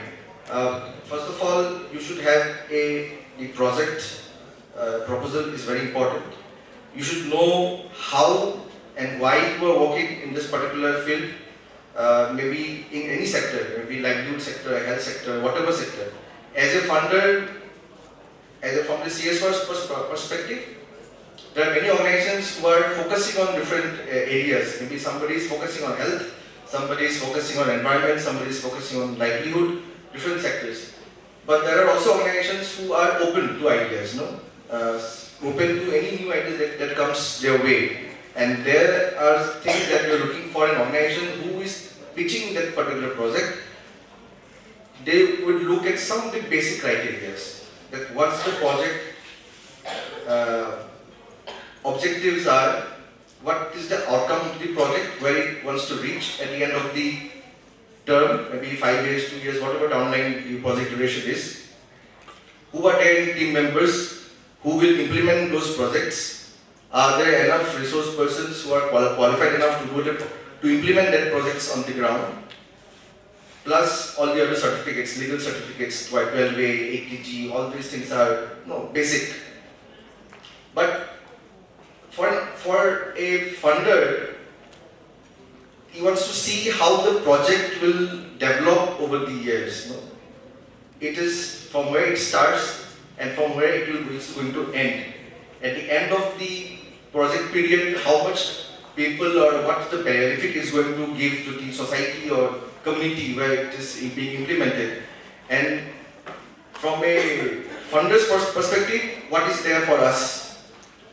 Why will we invest in that particular? Is it falling in our operational territory where we are working as an organization? Maybe it's a bank, maybe it's an oil PSU sector, maybe any other organization. CSR basically, if you are not aware, it's basically where that corporate is operationalized, is functioning. It's only where they fund those projects because it's for their own beneficiary. The people, maybe the factory owners are working or living in those areas, the project is being implemented. So it only caters to that particular pockets. Maybe I have an organization starting in Northeast, but I have no operations in South India. I have no branches in South India. I'm not going to fund a project in South India. Okay? I'm going to fund a project which is close to my operational areas. So that's where you have to look that if the organization is working in this particular area, it has got a factory or a branch or whatever, then you can approach those organizations for funds. Plus you have to have a plan, you have to have a business proposal for them with all the required certificates. Plus to develop the project proposal, that's also very important how you develop the project proposal. Because I have seen many proposals which are like, it's good, but it's, I don't know who have the the courage to invest on those in those project proposals, because I don't see the commitment in that project proposal. So budget is one part. Budget is, yes, if I am operating in a limited budget as a CSR, I might look into projects which are like very small or maybe have a very short duration. Nowadays, CSRs are mostly looking for short duration projects, 1 year projects, 2 years projects, where we can see the return on investments. That's how it goes nowadays. Earlier, we used to develop projects for 5 years and used to look funders for 5 years because projects takes time to have an outcome, to have an output. What extent you want to contribute and somebody said persevere. You have to struggle a lot. You have to change the project and maybe in between. After you monitor the project for a few months, there are some changes. You have to make a major haul. The budget cost might go for a toss. You have to change your whole team probably. If the project demands something else and your team member, you have lost your team, the project will incur losses. So there are many factors that makes or breaks a project. But from our point of view, from CSR's point of view right now, we look at the projects which are maybe completed within a few years of time, to maximum 1 year, 2 years of time. We don't have time for 5 years project because 5 years down the line, the board members might change. Okay? It happens with us. We have pitched the project, different board member, the board member now changes, now different people comes in the board, they have a different idea. Now we cannot fund those projects which we've been funding for almost 5 years. Why we have funded projects for 5 years? We need projects for 1 year. Now you look for NGOs or implementing partners who are open for smaller projects. So and being from the social work background, I made a tussle with my board members and also with my implementing NGO partners that we have to reach a common ground where we can actually see the project happening and fulfilling its desired outcome. That's what the current scenario is, and as Said sir has said, we noticed our region is way behind in terms of CSI investment. Last financial year, the whole country's budget was 1 trillion, and in Northeast received less than 1% of it. And we, as an organization from Northeast, now we are Northeast Small Finance Bank. Earlier we were RGVN, Northeast Microfinance Limited. Earlier to that we are RGVN, Rashtriya Gramin Vikas Niti. So we have a very long lineage of from NGOs from NGO beginning to a Section 8 company, now to a company who is doing. But we have been working with the communities and our operation areas for a long time, almost 20 odd years. So we have seen both the side of the spectrum, getting to funds from the organizations and also now giving funds to different organizations. Now there are areas where which I have told organizations or students or NGOs can look for. There are certain organizations which are more happy to invest in health care because they are more comfortable, because they have their own team members in the health scenario. Now, from a CSR's perspective, there also need to be a team of CSR to evaluate or monitor those projects. Now, every CSR or any organization doesn't have that particular expertise in their team. So that's why there are organizations who can only contribute the monetary wise, but to look after this CSR project, they take support of an NGO or they support of an implementing organization, where it's a like tri-party, PPP model. So there is a community one side, there's the NGO and the corporate. So, I mean, it's a long discussion. We can carry on. We can go on. We can carry on speaking. But the basic point I want to reach to touch upon here is when you design or think of a project, what kind of tools do you use? Do you use the LFR logical framework analysis model? I mean, as a student of social work, you might be knowing how to use that, how to design a project from very beginning to the end. What kind of objectives are there? What kind of risks are involved? And what is the outcome we're going to achieve at the end of the project? Those things has to be clearly communicated with the funding organization. And there has to be a team who is going to implement those projects at the ground level. How much is the community involved in the whole project? That's also very important for the project being a successful one. And is the corporates might look into it, might not look into it, depends upon them. There are some corporates who will just, you need X amount of money, or will we fund you? Because I have to reach my budget, I have to fulfill my budget as well. I have to fulfill my 2%. I have to complete my 2%. It might be, I might not be more serious about the project. I might just think of it as I have to fulfill my target of reaching 2%, minimum 2%. So there are some organizations who are might be following up every now and then about the project, the organizations, some CSR, because they are very close to the project, or they might be involved in the project from the very beginning. Or there will be some organizations who are just fulfilling their targets.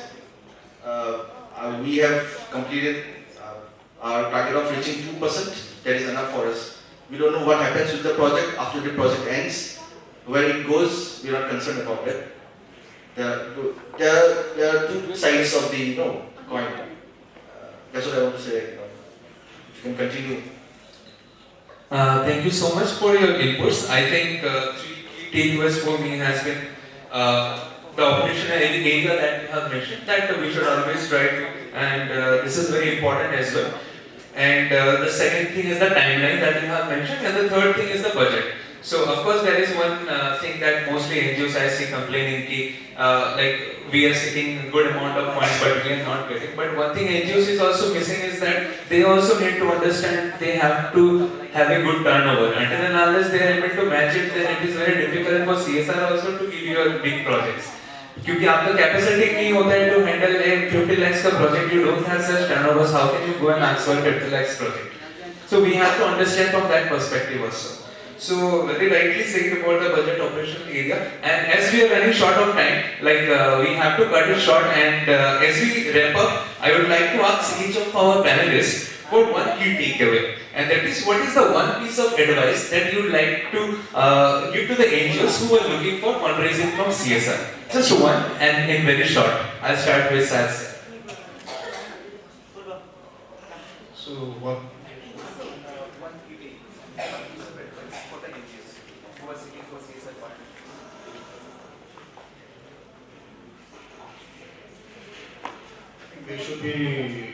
They should come out more visible and strengthen their communications part. That is the first part, because to communicate and even to know between two individuals, we need to communicate well first. That is the first thing we should be able to do it.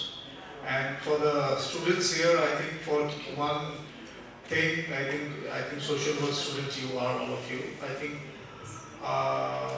please read more about CSR, and you can be good, bright CSR professionals, CSR workers you can be in coming years.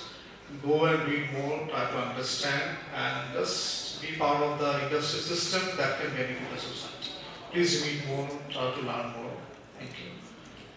Moving to Jitishni, one key advice for them.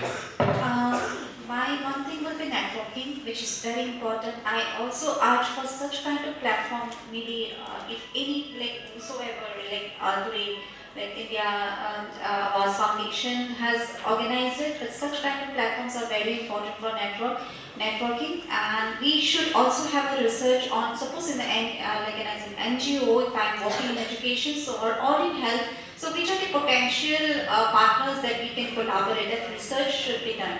And secondary research can also be done. And platforms like, recently we also had a good platform like Advantage Assam, where in such kind of platforms now everybody should go, or passes are available for all the publics, right? So, but probably hardly we used to go there and participate. But such platforms should be open for everybody for networking. Should take this as an takeaway from this thing. and this will really help you to collaborate. Okay, so one key takeaway from you as well. Takeaway for any organization or for anybody who wants to start an NGO or maybe work in the development sector, or from the CSR side or from the NGO side of a social worker, whatever NGOs are doing in Northeast, there is no platform as such to reach. We as from the funder side, if I can say, as both of them has said, we have to collaborate and network as much as possible. Because as in Northeast, there are not many organizations who are working in CSR. Apart from different PSUs, that ONGC or India or any other government organizations or maybe some banks. Banks are always from the Mumbai side or Kolkata head office. Very few organizations who are from Northeast, headquartered in Northeast. Others are investing on different projects. Even Credit Suisse is investing, Akshay Patra is investing in Guwahati, Northeast. Many other organizations. NRL is investing on usually in education and all. For NGOs, you have to reach as much as possible. Wherever you find a way or a door is open, you have to reach. You have to be prepared with your project. If there is a project with you at hand, be thorough with the project. You have to know what is the end objective, outcome that you want to be at. What kind of support you need from the CSR? There may be organizations where you just need funds. CSR is only for funds only. You don't approach for an expert to CSR funding. But yes, people from different organizations have also worked in CSR and maybe in different sectors. So they might give you some inputs at their own level. So it's not that you have to implement or accept those advice. Everybody is not an expert in everything. But yes, when you have to be very the monitoring and evaluation, that particular segment has to be very strong. How you monitor the project, how do you evaluate the project, and what's the impact that is going to happen at the end of the project. Those things has to be pretty clear in your mind. Your team might change, your budget, you might get multiple budgets from different organizations, different funders, but at the end you are working for the community. At the end you are working for the people that you will be implementing those projects with. Funders might change over the years, but if you're true to those people, true to those community that you're working with, so take as much support as or participation required from the community for the project to sustain for a longer period. That is what is very, very important. So I might be a funder today, I might not be funder tomorrow. Maybe tomorrow somebody else will fund the project. But if you are sticking to the project for a longer duration, maybe it's 1 year, 2 years, 3 years, or 10 years, but I don't know, it may depend on the project. So you have to be very true to the project. As you say, to persevere. Difficulties and hurdles will come along the way, but you have to persevere and carry on. That's the most important takeaway for organizations who want to start new or start fresh. There might be many obstacles that you might come across during your journey, but you have to start. You don't have to get bogged down and to start. No, keep walking. That's the only advice I can give you. Thank you. Thank you to our esteemed panelists for sharing their insights and views. And views, thank you to our audience as well for hearing us so patiently for the last 30 minutes. And let's take this discussion forward. Let's engage into the CSR support from our esteemed panelists as well. And with that, I would like to end the session here. And thank you so much. Let's take the impact forward. Thank you to the moderator, I think, for spending time with us. And his questions were brilliant. And thankfully, we are not getting more questions now. Thank you so much. Thank you very much.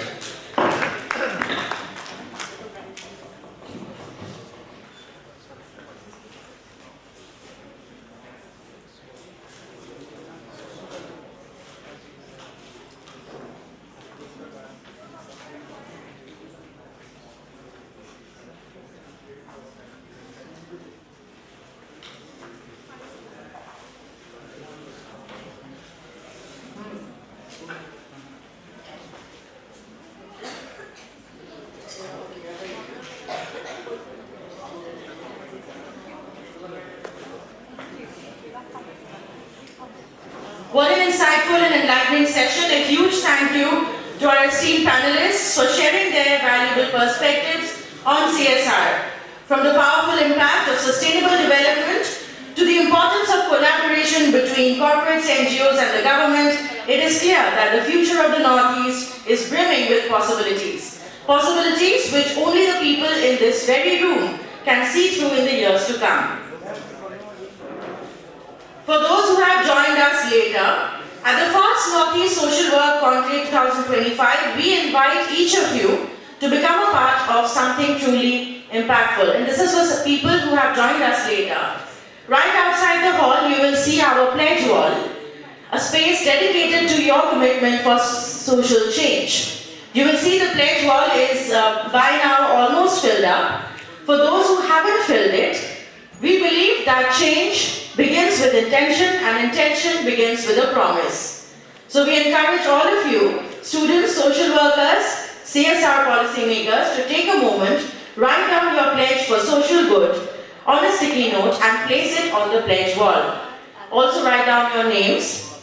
Your pledge could be as simple as I will volunteer with an NGO this year, or I will support an underprivileged child's education. Every small step matters. By the end of the day, this pledge wall will stand as a testament to our collective commitment to make a difference. So let's fill it with powerful messages and pledges and create a movement that extends way beyond this conclave.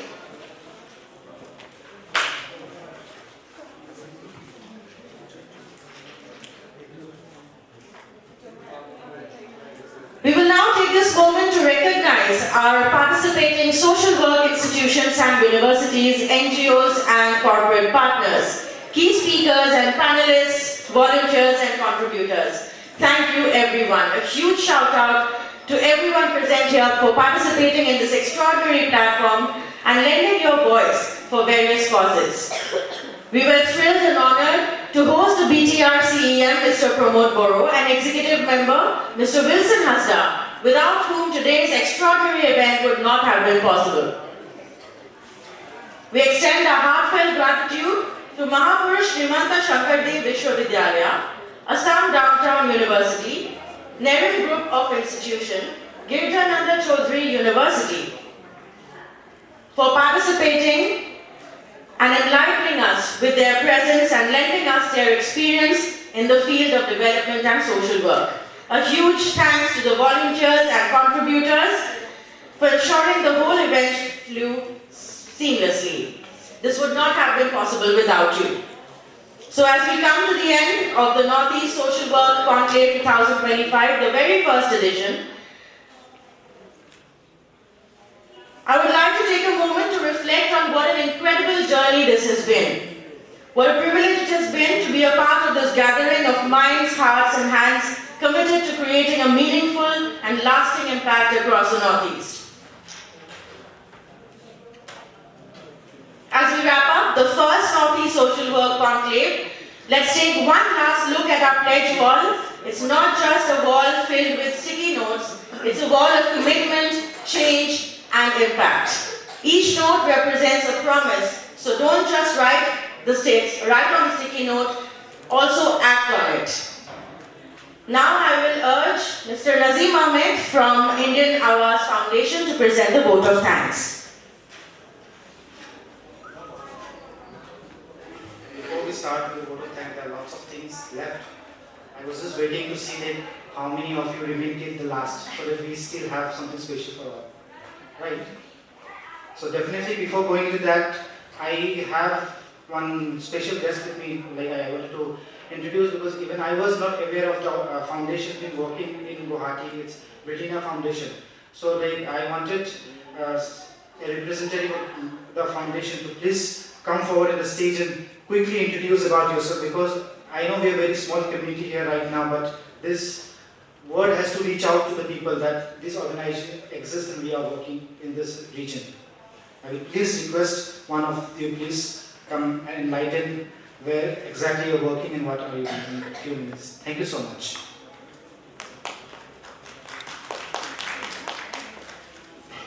So hello everyone, good afternoon. So it's almost late, but first of all I want to thank Mr. Ahmed for the opportunity for giving us to come here. So I thank Indian Awas Foundation for this beautiful program, the Northeast Conclave. So myself Rajiv Swargyari, and I am representing Britannia Nutrition Foundation. So basically Britannia, as you all know, I think so you have heard about Britannia. So it's a biscuit making company. So it's a 100+ years company. So Britannia is not only making biscuits and feeding people, but we are also working in, if you see, Britannia Nutrition Foundation. So Britannia as a nutrition foundation. So our foundation is mostly working in nutrition. So Britannia as a nutrition foundation. So we are sister organization to Britannia Industries Limited, and we have been this Britannia Nutrition Foundation has started in 2010. And before that, we were, since Britannia Industries Limited is part of the Wadia Group, so we are the Wadia Group philanthropy. Before it was there, but now after Britannia Nutrition Foundation full-fledgedly started, so it has multiple sectors which is working, and most basically it is working in health sector, in nutrition sector. And in Kamrup, in Assam, since it's a Northeast Conclave, so for social work, in Kamrup we are working, in Assam we are working in Kamrup, and we are basically working in the factory areas because our factory is in Rampur. So we are working in 3 blocks like Goroimali, Choigaon, Rampur, and we have expanded to Choyani Bordwar. So this year we are expanding, and slowly we are expanding. So in short and crisp, I want to say that Britannia Nutrition Foundation works in 4 pillars. One is in detection, so we are detecting iron deficiency in children. Then we are also working in prevention part, we are providing awareness sessions. And another, we are also providing treatment. So treatment, like we are providing like supplements from our side, and also Britannia Nutrition Foundation has a specific biscuit. It's an iron fortified biscuit. So we are providing that to the communities, to the schools. And fourthly, we are also working in the sustainability part, which is basically empowering the community and also generating volunteers. So in crux, I will not elaborate much because we are already in the last time. So as a Britannia Nutrition Foundation, we have started full-fledgedly in Assam since 2021, and still we are working, and our team is expanding, and we are directly implementing in the ground with our full-fledged work staff. And secondly, we are also supporting like-minded organizations whom we can collaborate and we can work together. So we are very happy to be part of this conclave. And from morning I was sitting there, we had a lot of insights and we have learnings. So we are really thankful for to Mr. Ahmed and the committee. So thank you very much. Thank you once again.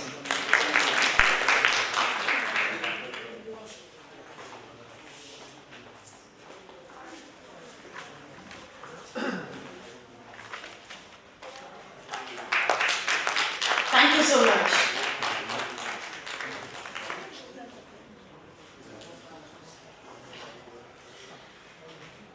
Now we will felicitate the participating institutes whose contribution today has made this entire event possible. I would urge the volunteers to keep the mementos ready. I'd like to first invite Mahapurush Srimanta Shankardev Vidyalaya, their representatives, to come on stage and accept the mementos from our behalf.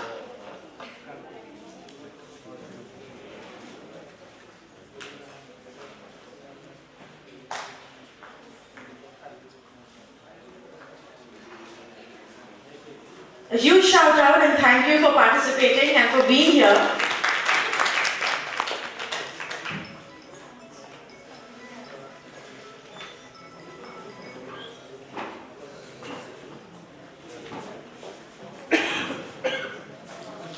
Mahapurush Srimanta Shankardev Vishwavidyalaya. The second participating institute is Assam Downtown University. I would urge the representatives of Assam Downtown University to please come to the stage and accept the mementos.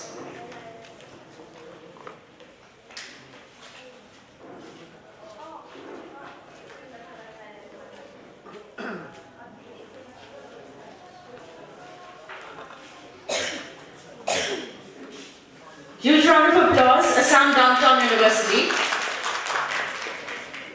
The third is Nerim Group of Institutions. Do you have anybody participating from Nerim Group of Institutions? Okay. Moving on, there is Girjananda Chaudhary University. A huge round of applause for Girjananda Chaudhary University for being present here and for bringing their students here to learn about social work. Thank you so much, ma'am.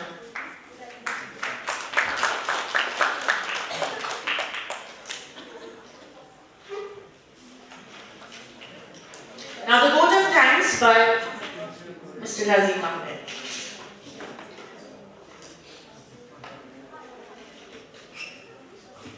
So I have to make the announcement for which the entire the conclave has taken place by the partners, because it is not possible to make the event successful without the support of the partners. It can be the media partner, it can be the PR partner, it can be the refreshment partner, and not forgetting the BTR, who has been the main reason for this conclave. So I would like to invite the representative of Seven Sense Communication on stage for he is our PR partner for the conclave.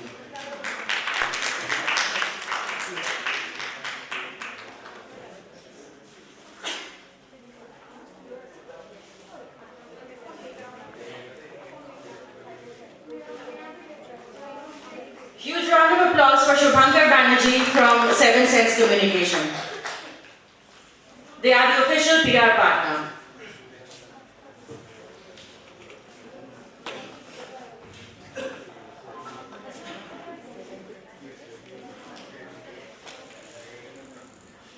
We will also felicitate the photography team.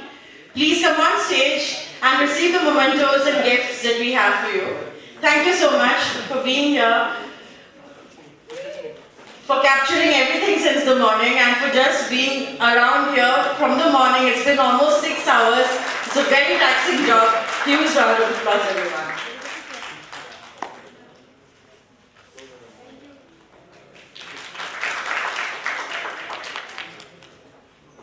For those who are participating, participation certificates are outside in the reception. Please collect your participation certificate and then you can go. Before that, vote of thanks.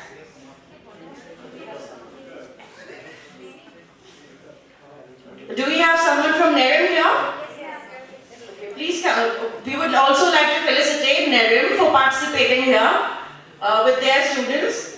Would you please come on stage and accept the mementos?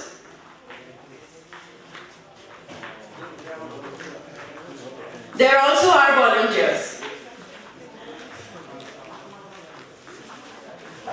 A huge round of applause for the volunteers and Nerim students. Without them, this whole event would not have been possible. It's because of them that the whole event flew seamlessly.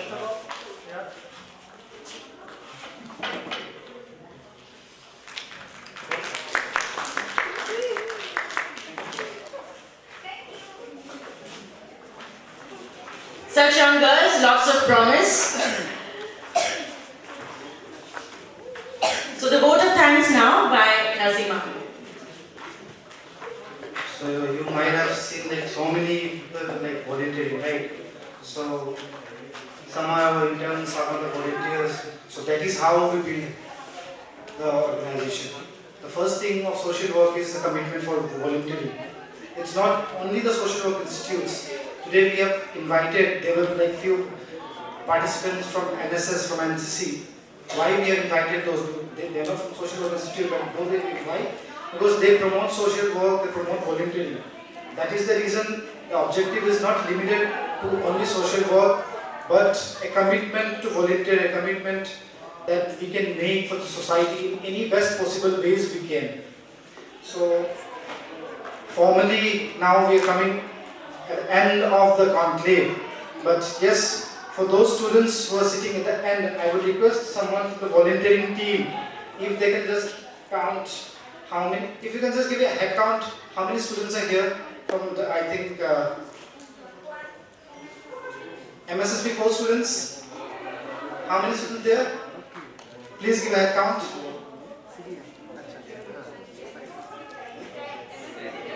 How many? 10. And here 4, right? We have 14.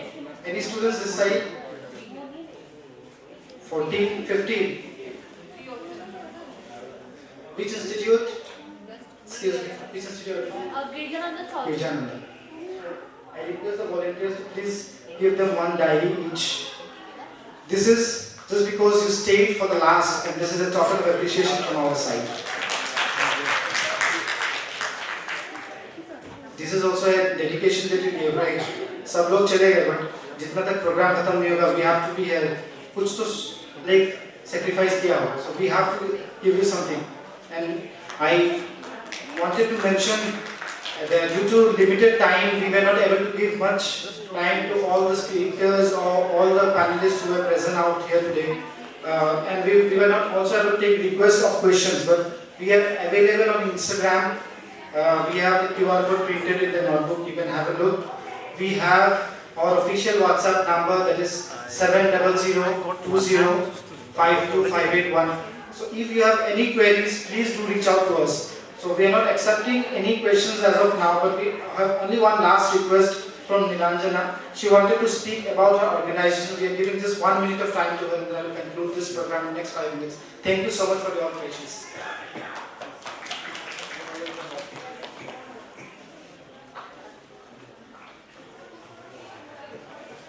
Hello everyone. So since we are almost at the end of the program, so first of all I would like to thank the Indian Awas Foundation for organizing this event, which is very much important for people like us. So I would like to just take a moment to represent my organization. I am here representing my organization, Development and Justice Initiative, DAJI. So many of you might be knowing and few people might not know regarding it. So Development and Justice Initiative, DAJI, was established in India in the year 2011 by a group of activists, researchers and campaigners with the vision of primarily focusing on strengthening access to rights and justice for the vulnerable people belonging to various marginalized communities in the society. The work of DAJI is purely committed to working towards community development, research and advocacy by efficient networking with other stakeholders. With over 14 years of dedicated contribution in helping vulnerable people live a dignified life in the society, DAJI has been able to accomplish a significant milestone by fulfilling the vision of the organization through its committed need-based services. So we aim to increase access to social protection schemes and provide mental health support to help individuals cope with the stress and trauma, which is specifically caused by prolonged health issues, inconsistent employment, legal and financial challenges.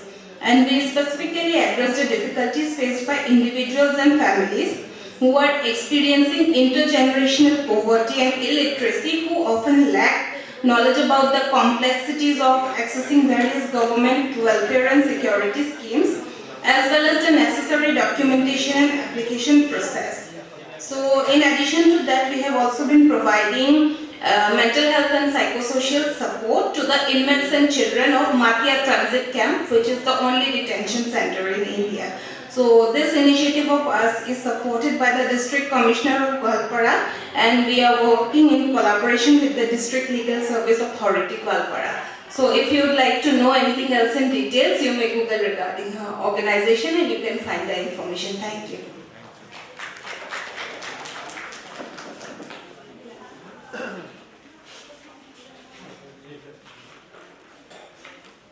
So yes, we have come to the end of the program. I hope we have taken so much of time of yours, and I'm extremely sorry for the delay. As you know, like we have started late, that's the reason. But I would like to personally thank each and every one of you who have come together and make this conclave a successful one.